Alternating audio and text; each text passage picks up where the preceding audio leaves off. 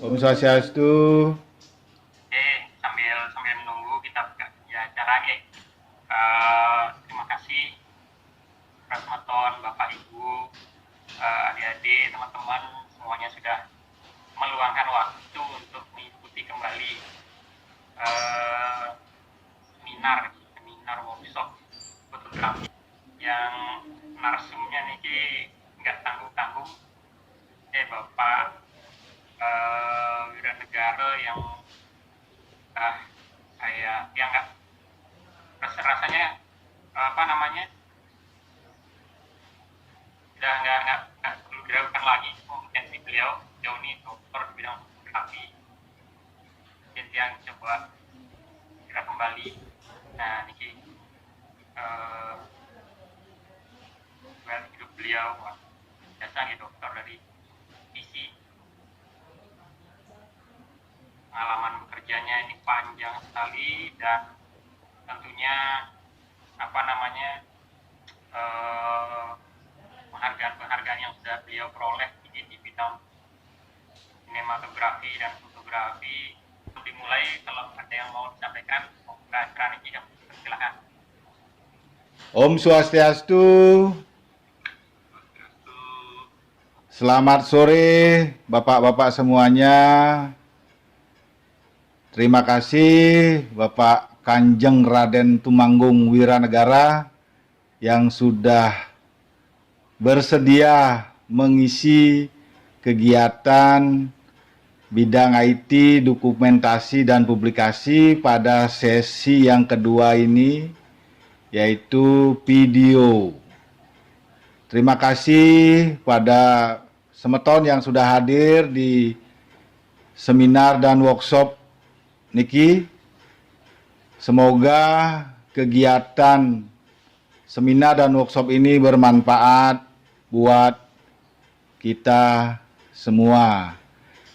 Untuk menyingkat waktu, kami persilakan Bapak Kanjeng Raden Tumanggung Wiranegara untuk memaparkan materi tentang videografi.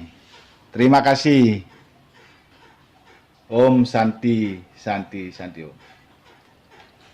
Om Swastiastu, teman-teman Sinamian. Saya coba memulai, masih merasa perlu ditambah, silakan. Kalau ada yang masih tertarik, silakan. Orang sekarang malam minggu, jadi santai saja. Nah, izinkan saya sharing materi saya di sini. Kalau ada yang nggak paham di tengah-tengah, silakan di pertanyaan langsung saja, gitu, biar nggak berlarut-larut nanti tidak paham ya. Jadi tanya aja di tengahnya, bahas sedikit aja lagi tentang itu. Kan saya sharing.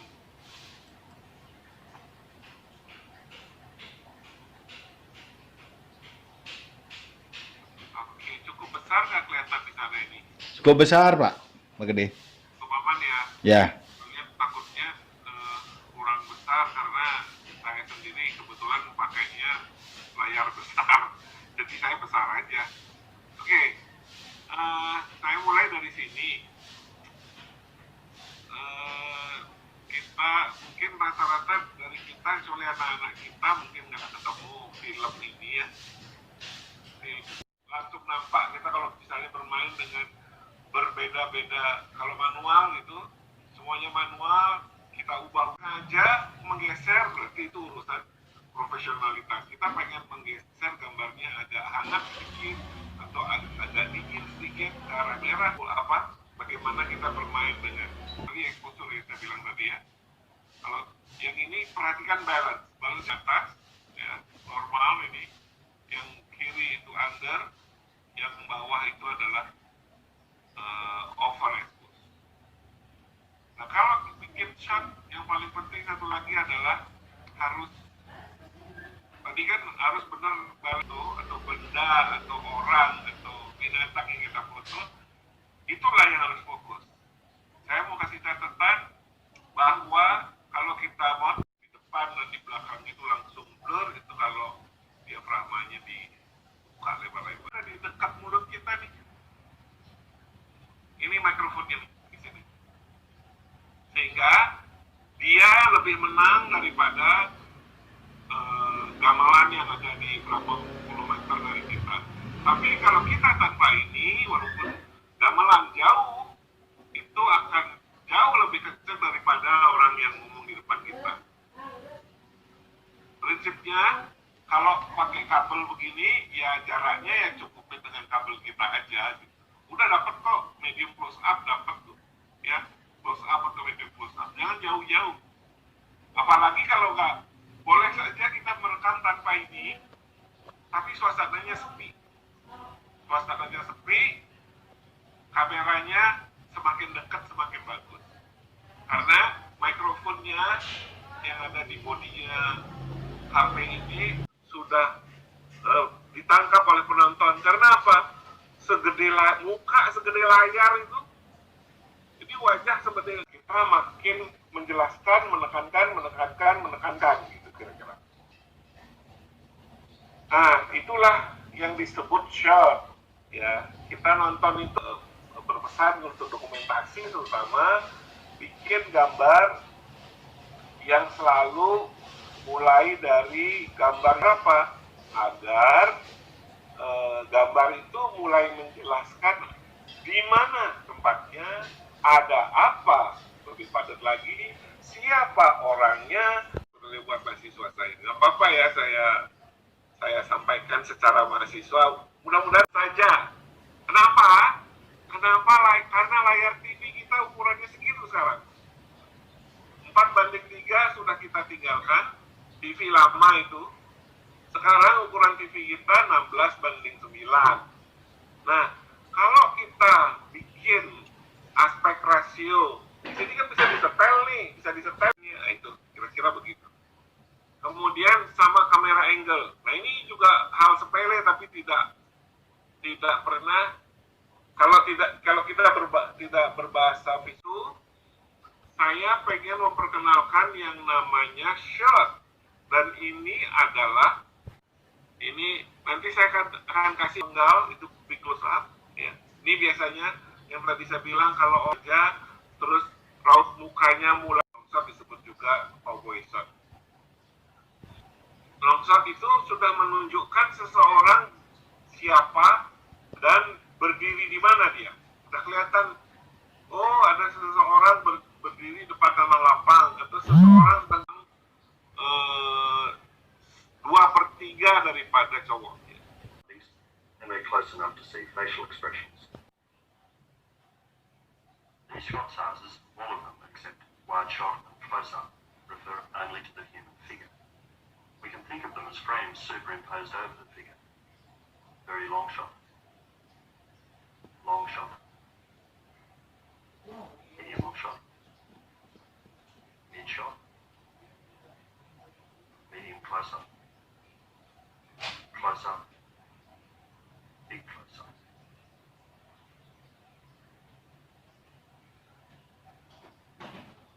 As I said before, a wide shot may or may not include people, and we can use close-up telephone, close-up boot. And we use the term extreme close-up for shots where we are enlarging details beyond the usual visual range. For example, extreme close-up eye.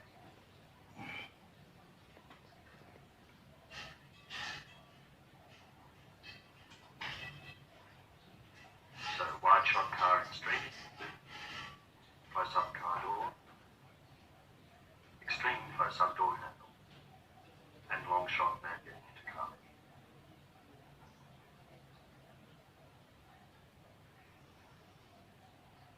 What do we mean by framing faults? It's when we move the frame around. Now we feel as though Margaret should crouch down to feed into the shot.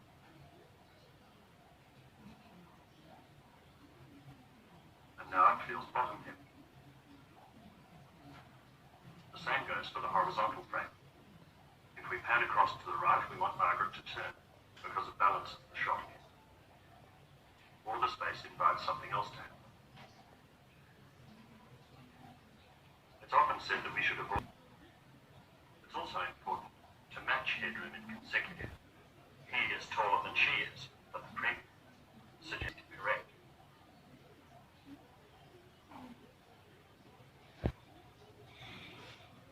Kita ini berlaku, tapi yang namanya angle ini selalu yang namanya high angle. High angle itu posisi kamera memperlihatkan bahwa tokoh itu atau subjek itu menderu atau apa. Posisikanlah kameranya banget nih, gitu. Emosinya kita bisa dapat. Nah, itu high angle. Orang atau sesuatu biasa saja nggak setinggi kita, sehingga orang itu tidak direndahkan atau tidak ditinggikan. Sila juga ngambil gambarnya agar kita dapatkan gambar yang normal. Dan itu adalah low angle.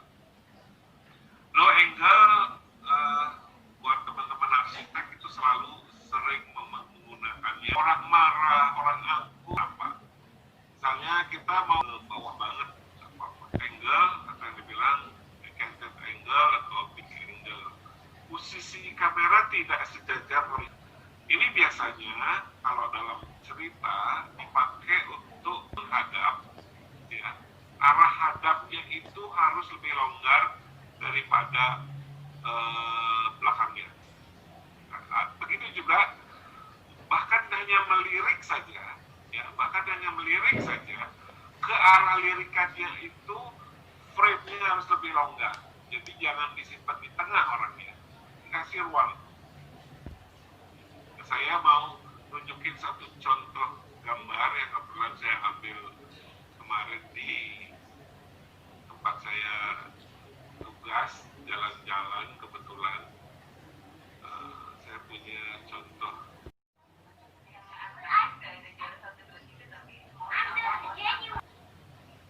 Oke, ini lihat nih. Jelas nggak? Jelas. Halo? Jelas ya? Jelas, Pak. Oke. Gede, jelas. Saya mau jelaskan begini. Kalau nanti mau ngambil gambar, ya, 2/3 itu yang harus diperhatikan oleh penonton. Ini gambar kebetulan kurang tepat, ini persis di tengah-tengah. Yang betul adalah kamera saya harus tilt down, ya, agak keturunin sedikit. Berarti saya menceritakan laut, perahu, dan gunung-gunung. Tapi kalau saya mau menceritakan langit yang biru, gambarnya harus saya angkat begini sehingga yang 2/3 itu langit. Nah, itulah cara kita bercerita dalam gambar, ya. Mohon mulai sekarang kalau melihat pemandangan jangan disimpan di tengah horizonnya, tapi 2/3 atas atau 2/3 bawah. Karena yang 2/3 itu menunjukkan itulah yang ingin kita ceritakan kepada pemirsa kita. Oke, saya akan kembali ke pulau, ya, yang ada di Pulau Padar. Pulau Padar namanya di NTT. Kita lihat langitnya, saya hanya 1/3 kira-kira, ya, lebih sedikit. Jadi saya bercerita tentang gunung-gunung ini, pulau-pulau ini. Nah, tapi kalau saya balik, berarti saya cerita tentang langit. Nah, mudah-mudahan.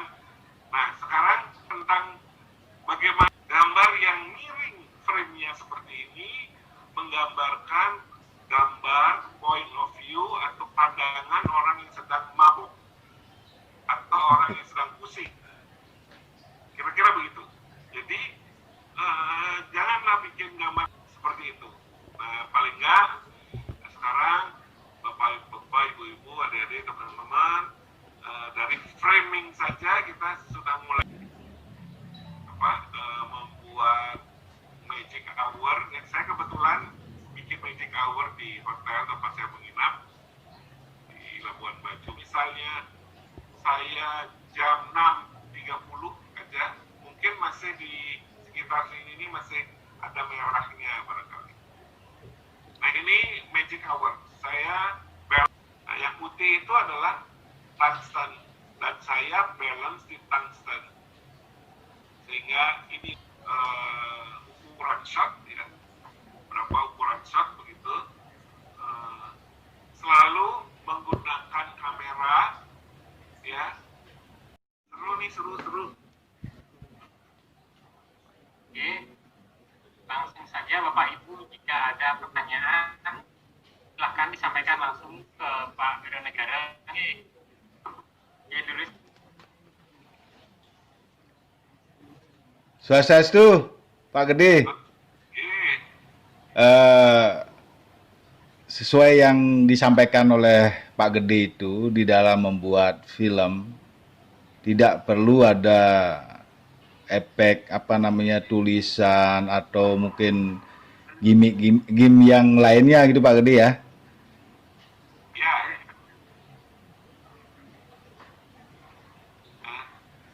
Hanya bila melihat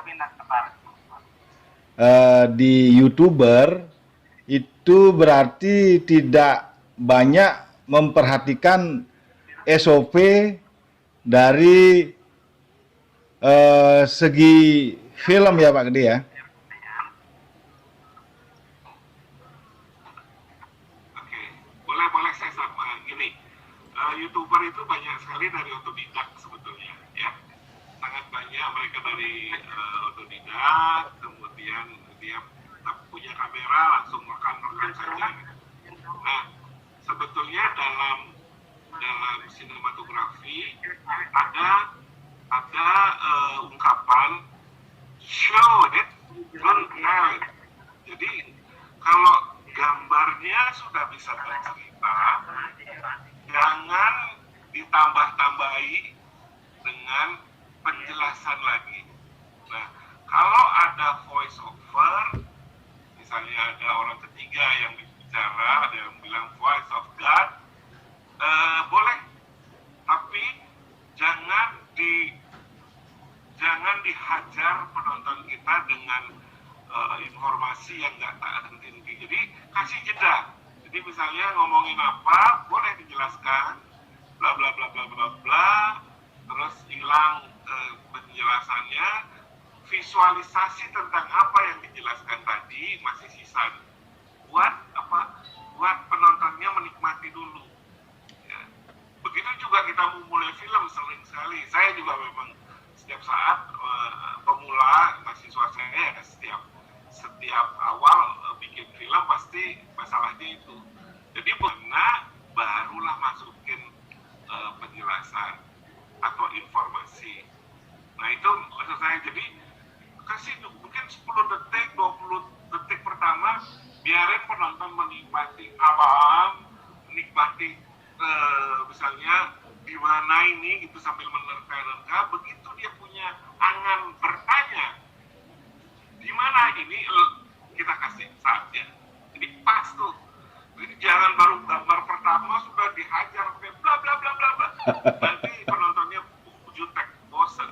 Begitu juga informasi satu, jangan dijejeli penonton dengan tulisan gitu.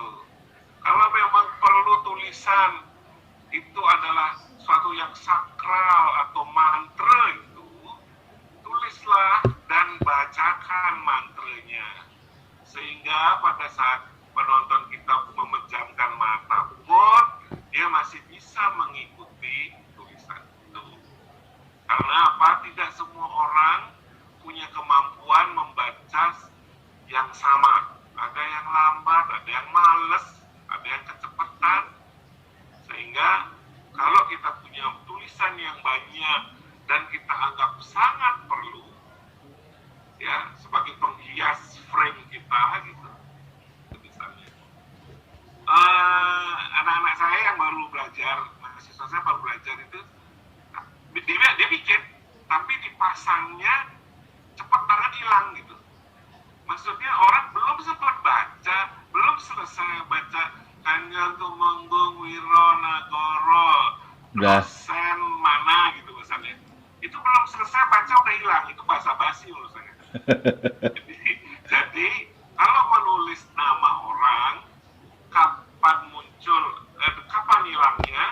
Jawaban saya, Pak Dokter nih yang mau nanya nih, kan dia kan tidak punya nih kamera yang kayak yang seperti yang punya Pak Nyoman Wajiko, mungkin Pak Negara. Nanti dia punya modal HP, nah bagaimana bisa menggunakan HP hasil jepretan itu bisa bagus Pak. teman-teman,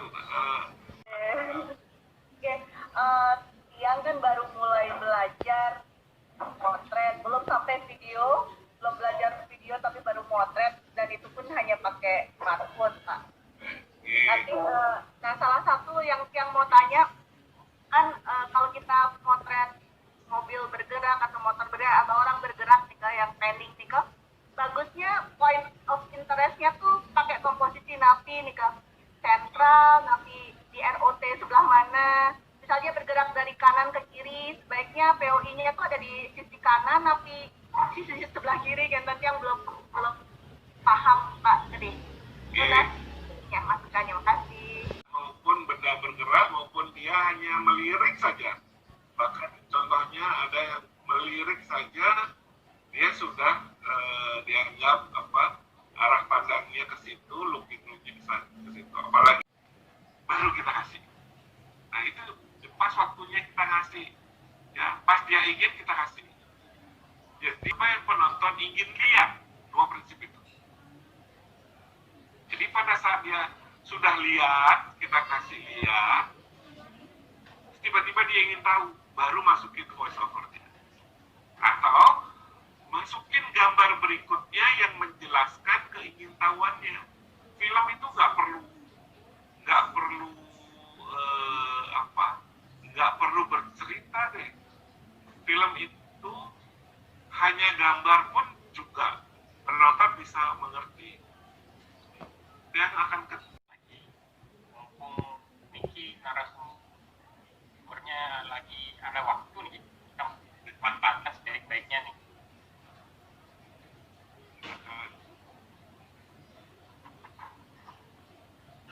Oke Pak, saya ada satu pertanyaan nih kayak yang wayan berangkat.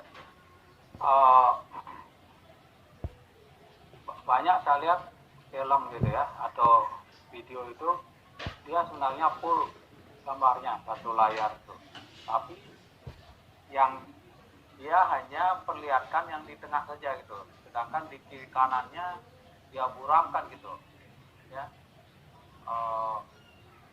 Jadi yang tadinya horizontal itu melebar kan, kemudian yang jadinya yang di tengah itu video, ya tolong tidak lagi ngambil gambar seperti ini, berdiri begini. Vertikal. Ngambil gambar yang begini dengan aspek ratio 16:9 tadi, sehingga dia fit penuh dengan dengan layar TV yang kita punya. Pengambilan foto Nike boleh maksudnya boleh kapan saja, tapi sebaiknya foto yang diambil itu sudah dalam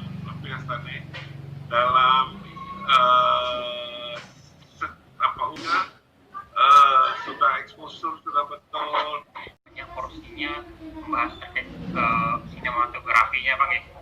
Jadi bagaimana pengambilannya di sini, ngambil gambarnya seperti ini. Ada trik yang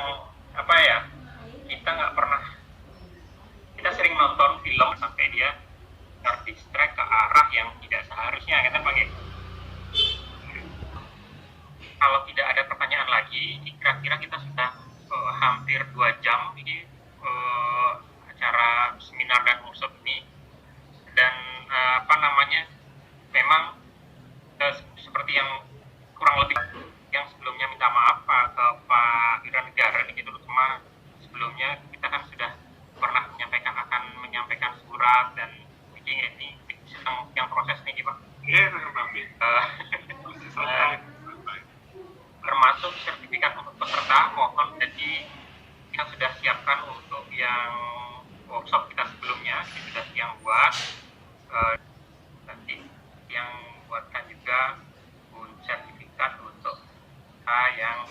mengikuti sesi hari ini.